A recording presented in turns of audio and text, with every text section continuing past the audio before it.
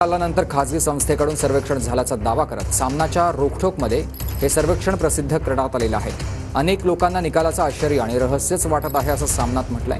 मतदानाची टक्केवारी प्रत्यक्षात घटली पण मतदान वाढल्याचे आकडे मात्र फुगवून सांगितले गेले असंही सामनात लिहिलंय। मतदानाची टक्केवारी साधारण 60% आसपास आहे असा दावा सामनात करण्यात आला आहे। निकालानंतर खासगी संस्थेकडून सर्वेक्षण करण्यात आलंय। सामनात हे सर्वेक्षण प्रसिद्ध झालंय। या सर्वेक्षणानुसार कोणत्या पक्षाला मतदान केलं याचं उत्तर लोकांनी दिलंय। त्यानुसार भाजपला मतदान केल्याचं 24.8% लोकांचं म्हणणं आहे। काँग्रेसला मतदान केल्याचं 14.6% लोक सांगतायत। शिवसेना ठाकरे गटाला मतदान केल्याचं 13.4% लोकांचं उत्तर आहे। शिवसेना शिंदे गटाला मतदान केल्याचं 11.2% मतदार सांगतायत। राष्ट्रवादी अजित पवार गटाला 6.5%, राष्ट्रवादी शरद पवार गटाला मतदान केल्याचं 12.5% लोक म्हणतात।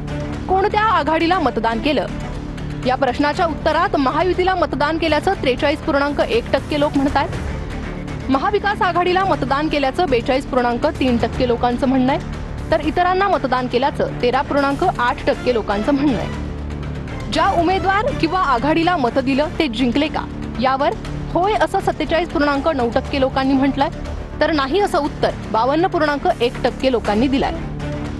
महाराष्ट्र विधानसभेसाठी तुम्ही मतदान केलं का या प्रश्नावर 61.3% लोकांचं होय असं उत्तर आहे, तर 38.7% लोकांचं नाही असं उत्तर आहे।